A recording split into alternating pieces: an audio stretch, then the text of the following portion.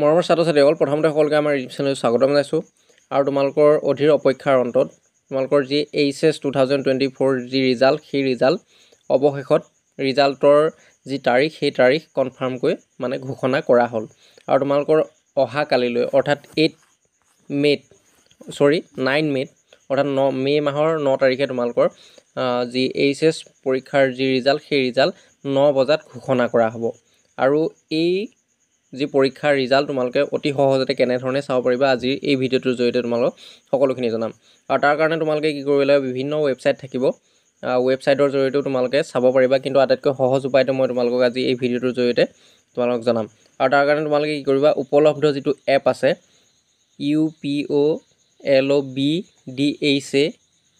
এইটো যিটো উপলব্ধ এপ তোমালোকে সেই এপটো প্লে ষ্টৰত গৈ পেলাই তোমালোকে ইনষ্টল কৰি ৰাখিবা আৰু ইনষ্টল কৰি ৰখাৰ পিছত তোমালোকে লগইন কৰিব লাগিব আৰু লগইন কৰাৰ পিছত তোমালোকে এনেধৰণে ওপেন কৰিবা আৰু এই যিটো উপলব্ধ এপ আছে ইয়াতে তোমালোকৰ যিটো ৰিজাল্ট সেই ৰিজাল্টটো তোমালোকে চাব পাৰিবা তোমালোকৰ ৰুল আৰু নং এন্টাৰ কৰিবলৈ আহিব আৰু লগতে তোমালোকৰ মানে এটা কেপচা কোড দিব আৰু সেই কেপচা কোডটো তোমালোকে পুট কৰি পেলাই গেট ৰিজাল্টত মাৰি দিয়ে তোমালোকৰ ৰিজাল্টটো অতি সোনকালে তোমালোকে চাব পাৰিবা যেহেতু ৱেবছাইট মানে সেইদিনাখনলৈ ৱেবছাইটটো প্ৰত্যেকটো মানে ৱেবছাইটে স্লো মাৰিব আৰু নেটটো যিহেতু সবেই মানে ৱেবছাইটত চাই থাকিব গতিকে সেইকাৰণে তোমালোকে এই এপটোৰ জৰিয়তে যদি তোমালোকে চোৱা তেতিয়া সহজতে